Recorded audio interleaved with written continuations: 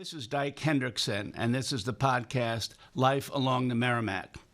I am the outreach historian for the Custom House Maritime Museum, and I'd like to think this program is an example of taking history and community events out of the building and into the community. Each week at this time, we talk about the history and health of the Merrimack River. Today, our guest is Kevin Hunt, who heads the Veterans Service Bureau for the city of Newburyport. Kevin, thank you for being here. You're welcome, Dyke. Good to see you. One thing I want to talk about today is the planning for events that will mark the 75th anniversary of the end of World War II. That was 1945, because I think you're planning some things for later in the year. But I also first want to talk about the Veterans Services Bureau today. There are a lot of veterans in Newburyport, not all from World War II. In fact, most of them aren't, obviously. But can you talk a little about the Veterans Services Bureau and what you folks do? Oh, I'd be happy to tell you about that, Dyke. The Veterans Services Office, actually, is comprised of 4 towns in the area, and that's Amesbury, Newburyport, Merrimack, and Salisbury. And within that community grouping, we probably have about 2,400 veterans and their supporting spouses. And our program is to work within federal and state guidelines. And some of those guidelines actually help these people out financially. In those 4 towns, we've got about 130-something people that we provide financial help every month. It's like having a company with a payroll of 130 people, and each one changes every month. So there's a lot of work to that. We're in the process right now of renewing all of those people for this year coming up. So that must be a great benefit to them. But can you talk about maybe the age groups? There must be veterans from different eras. Is that true? People from different times can come and talk to you? Yeah, when I started this work, Dyke, it was in 2007. At that time, Newburyport alone had about 1,100 veterans. Now they have about 680. So we're losing our veterans every year. 6% go away every year. The age group that I deal with, of those 130 people we're helping out, the average age is probably the late 60s. It's only recently, though, that the young veteran has overtaken the older veteran as to who's around, who's more of them. There's a little bit more of the younger veterans, meaning under the age of 50. Well, from time to time, you've had social events. For listeners, I was with the Daily News as a reporter for 5 or 6 years, so I covered a number of the events that the veterans team had. So are you kind of looking for more veterans, or you certainly must encourage the younger ones to come in and, maybe learn what's going on, or, find out what's happening? There was a wonderful EDS commercial that appeared on the Super Bowl years ago, and it had the scenes of cowboys herding cats. And people frequently come to me and they say, why don't you get all your veterans together and we'll put on this jamboree, we'll put on this activity.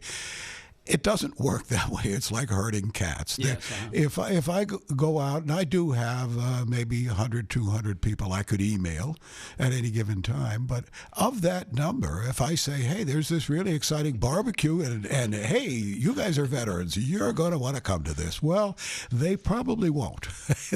They being the veteran population, do not think of themselves as veterans first. They think of themselves just as we all do. I'm the same as everybody else. Well, you were in the Navy, as I recall. But one thing that I wanted to mention that I really enjoyed doing, as you said you went back to about, more than a decade ago.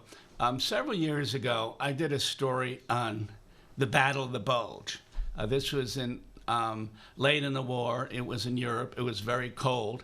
And I found, with your help, about 4 or 5 veterans who had been in the Battle of the Bulge. These are local people, and I felt it was quite unusual. So several of these folks are no longer here, but it must have been interesting for you to work with some of the people who had stories and, had been through quite a bit when they were veterans. Oh, it still is.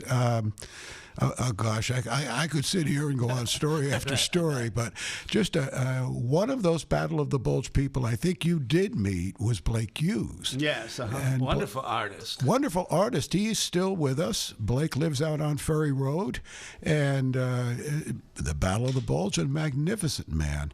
One of the other people that you interviewed was your former boss well before you joined the Daily News. That was Bill Plant. Yes. And one of the more enjoyable things about talking to Bill about World War II is not the battle scenes, it's how he formed a band. And he would go on quite a bit about the band. Well, Bill was a great character. And for those, he was the publisher and editor of the Daily News for many, many years and was a leader in the community, in fact, going way back to the 50s when they started the industrial park. One of the people I talked to, and you might remember him, was Al Moskowitz, yes, who lived in town.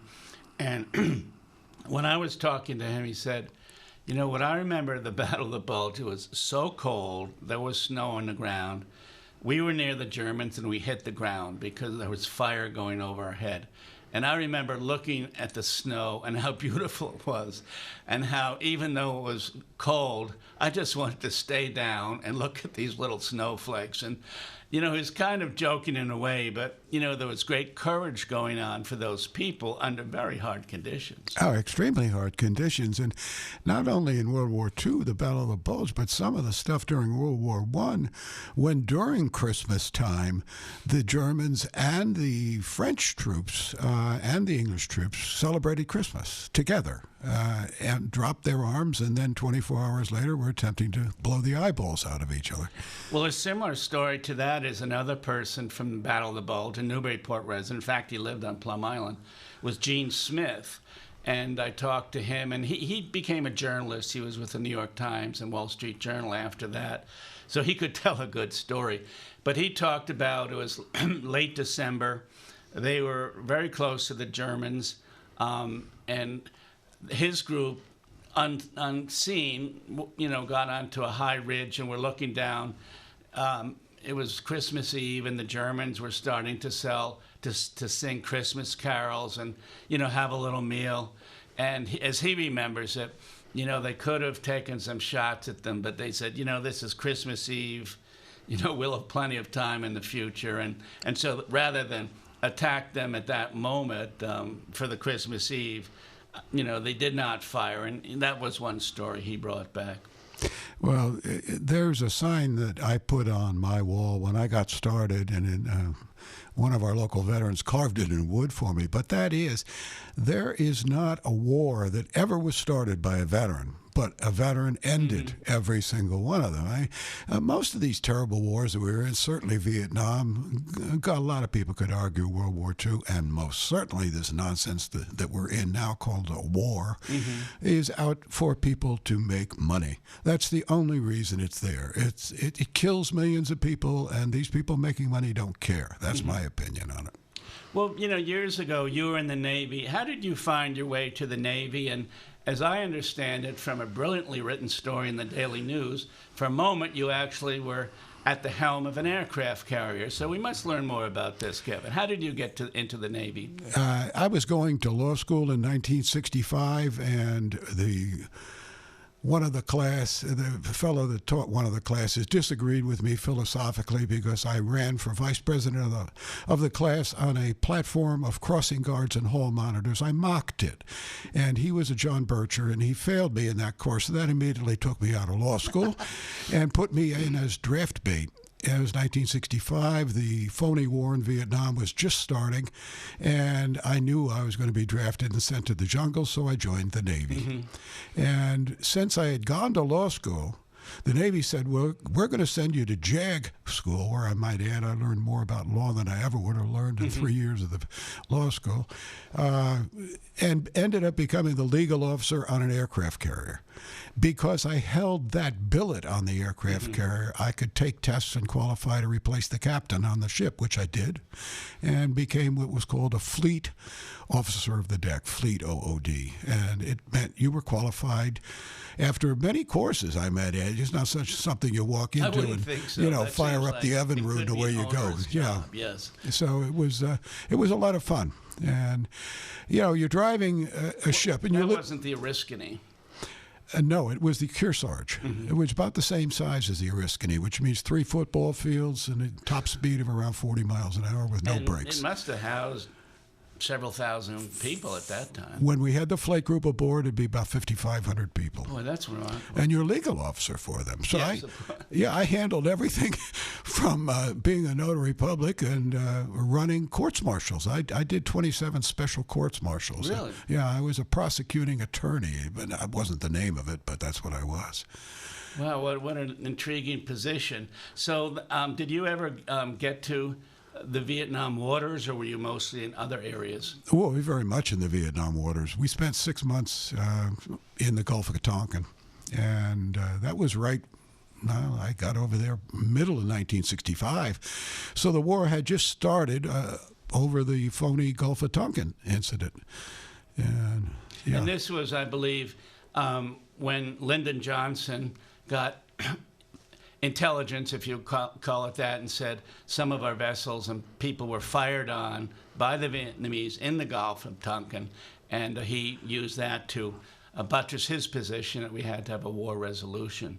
So you got back here, and did you grow up in Newburyport, Kevin? Or? No, I was born in New York City, and I grew up first 18 years of my life in a town called Larchmont, just north of New York City. So, how, you know, I always ask people this: how did you find your way to Newburyport?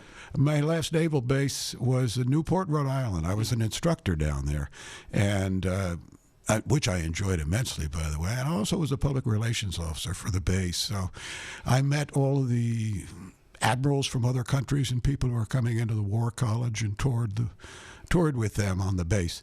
I got out. I didn't want to go back to New York, so I went north, which for me was up to Mansfield, Massachusetts, and bought a house up there in 1969. And what was your career? You mentioned you started with veterans in about 2007. What were you involved in? Well, when I came out of the Navy, I ended up working for Xerox. They had just developed a plain paper copier, which today many people don't understand the innovation of that. But at that time, these were not hard to sell. You picked up the phone, went to the address, and took the order. And I did very well with it. I was the #1 sales rep in the country for Xerox. Well, that's a beautiful thing. Yeah. And you may recall that Xerox was so common, it became a verb. Yes. And you go over and Xerox these and get some copies, go Xerox it and bring the copies back. And so did you have a summer home here at Plum Island? No, what happened was I ended up with a marriage that was dissolving in Mansfield and moved to Plum Island. In 1973, I bought a house out on Plum Island, and at that time Plum Island had no trees at all in the area where the houses are today. There were trees out in the refuge, but there were no trees. People don't realize that. Today it looks like Nantucket, but there were no trees, and you basically filled the role of either of the 3 Ds. You were a drunk, a divorcee, or a druggie, and to live on Plum Island. Well, that's that changed time. quite a bit, and you'll recall about 2 decades ago, I think the state mandated that we had to have a different water and sewer system, and that seems to have created larger homes and generally a much different kind of Plum Island. Well, one of the things that's kind of funny about that, Dyke, when that was up on the table, the state already knew that they were going to jam it down the throats of the people on the island. And I said, well, why don't we just go buy an old condensation plant from an aircraft carrier, because that provided water for people, and we got the ocean, so it should work pretty well and be a lot cheaper.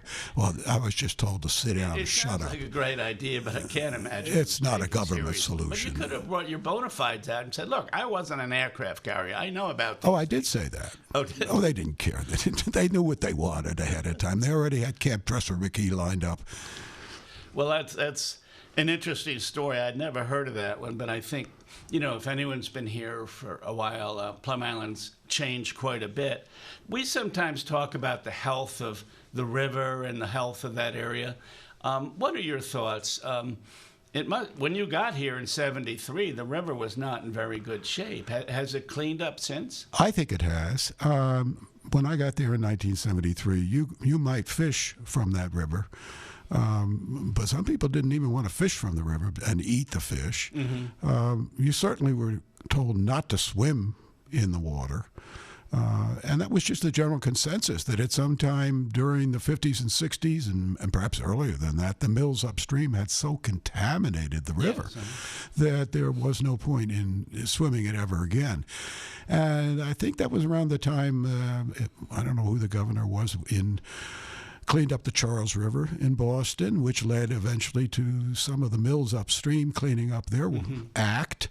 And I would go swimming now. I wouldn't hesitate. I do talk to the harbor master here in town, and he tells me the readings are very, very good. They do readings all summer, as you probably know. So well, that's, Paul Hogg, who you're talking about, the harbor master. He mentioned, sometime just a couple years ago, they had a short period of time where they took clams, and that's been a long time since it took clams. Now, I quickly point out that clams are taken to be purified. You never take a clam from this area and not purify it. But, for a short period of time, that was looking good. Yeah, it was looking good. There's still whole sections out there, out behind Joppa Flats, where there would be great clamming and stuff like that, but they won't do it. They won't open that up. And I'm not a pro on that, so I'm not absolutely sure that's true. But it's what I've heard. And do you know the old pronunciation of Joppa? I'm listening. Choppy.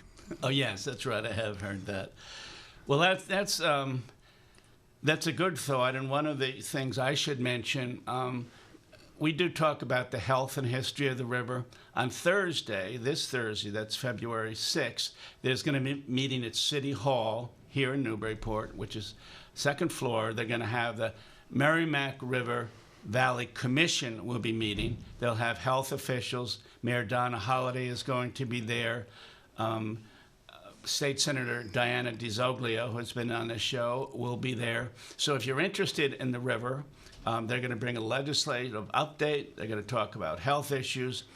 And Kevin, they're also going to be talking about a pilot program for this summer in Newburyport, when there has been a release of sewage upstream in Lowell or Lawrence or Haverhill, and a lot of raw effluent gets in the river.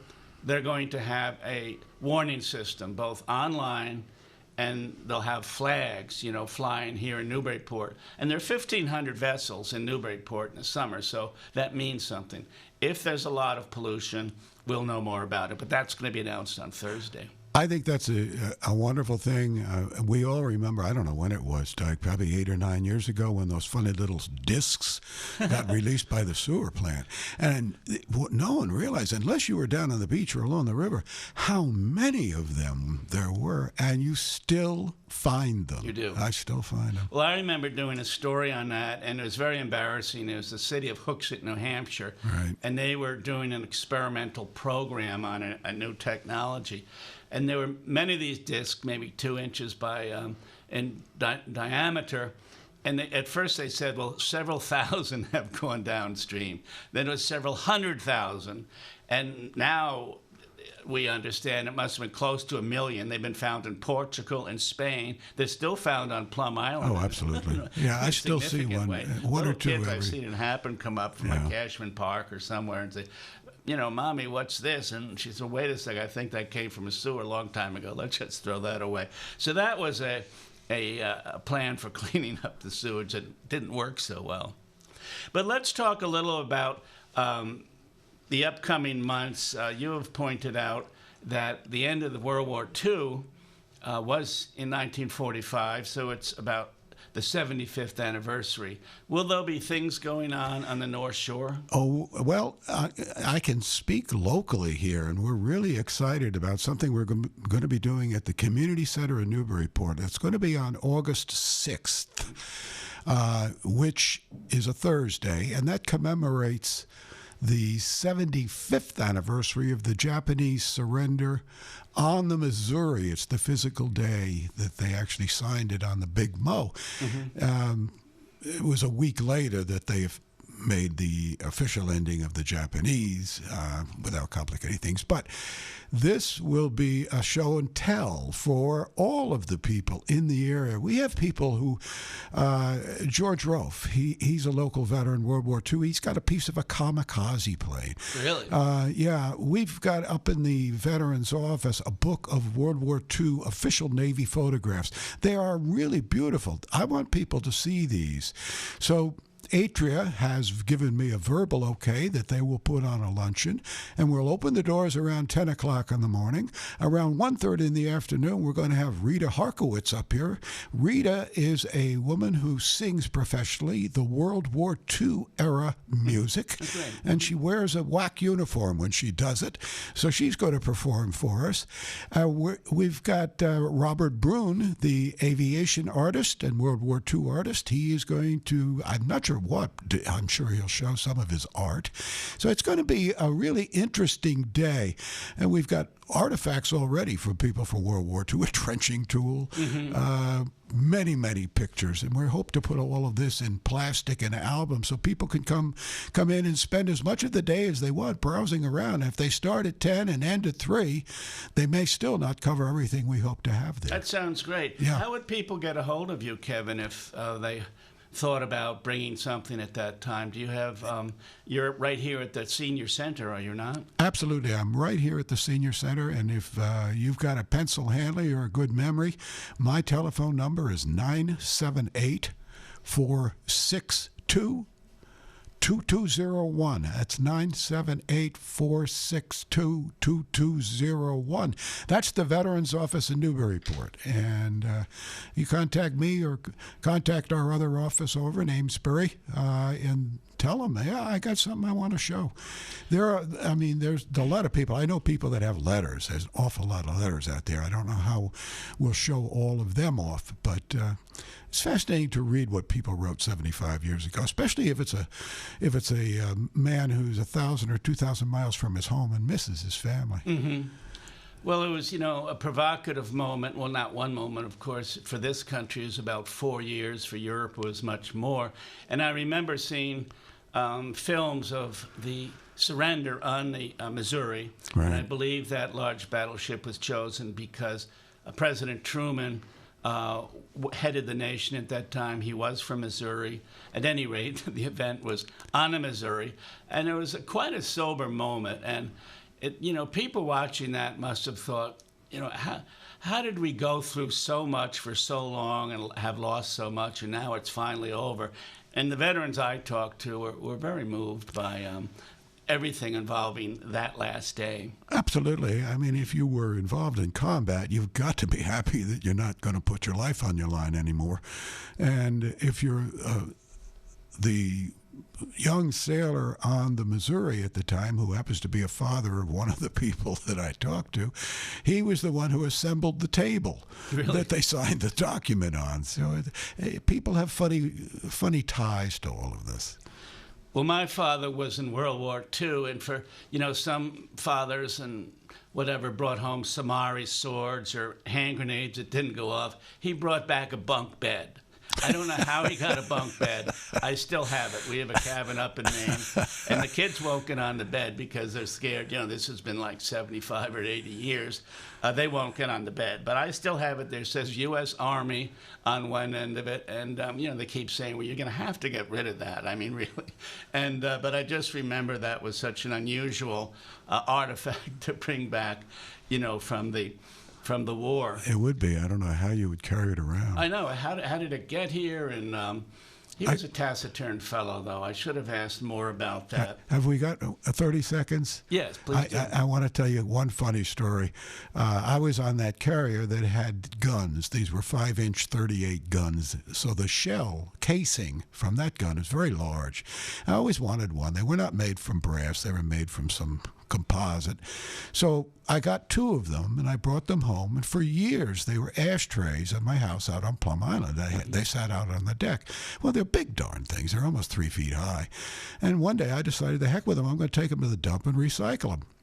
I went down to the dump, put them in the recycle area, and a guy came over and looked at me and said, "What are those?" I said, "They're shells from a carrier in Vietnam War." He picked it up, and he looked at the butt end where there was writing and numbers, and he went, "Nah. No, they're not. You got fooled." Gee, well, at least you didn't get on Antiques Roadshow and they made a fool of you. So Well, they could have.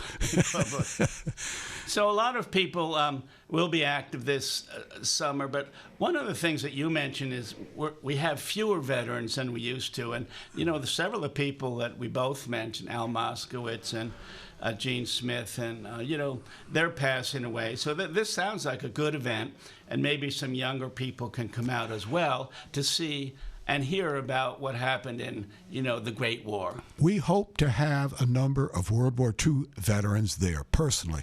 Every month I do a luncheon up at the Hungry Traveler in Salisbury for World War II and Korea guys. I still get 25 or 30 of these World War II guys. You got to be 91, 92 plus. Mm-hmm. And they're still out there, and I'm going to have as many of them come, and if we can honor them with a special ceremony, all the better. So this is all in the planning. We've got a few months.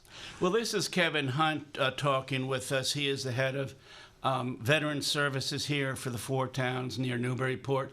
And Kevin, one thing that I took note with, I thought they had a nice moment at the Super Bowl where they were doing the coin flip before the game, and they brought out 4 military veterans who were 100 years old.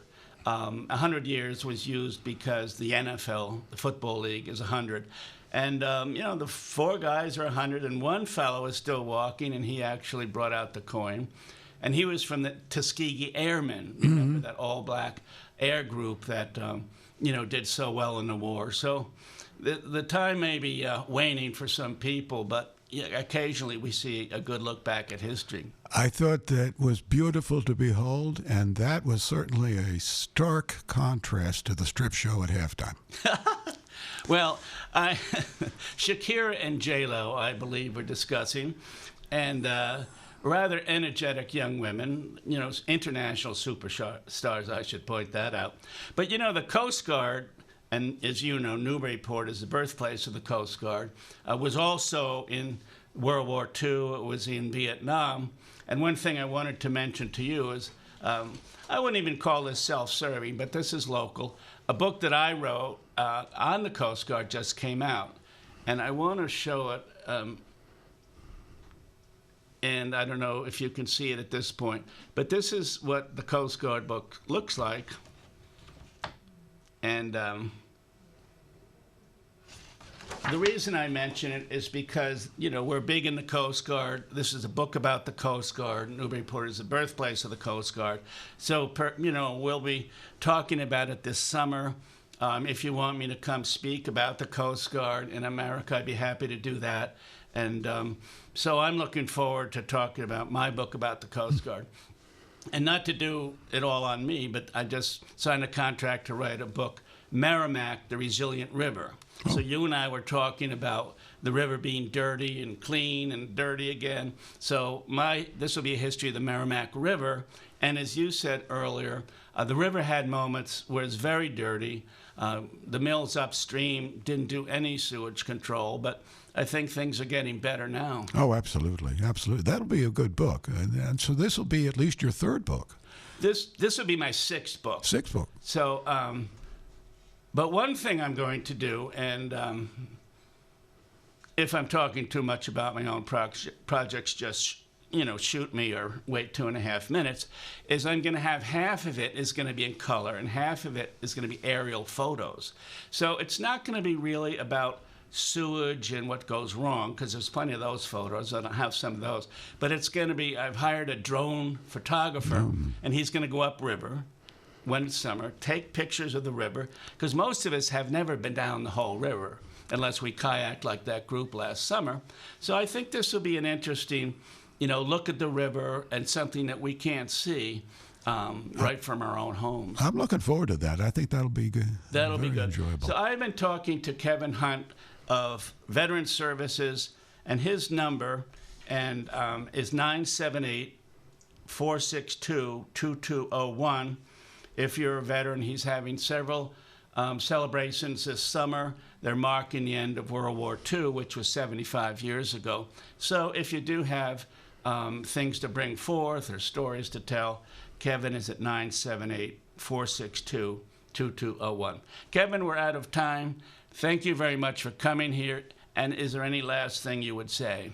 Goodbye and thanks. Beautiful. You hit the number. Thank you very much, Kevin.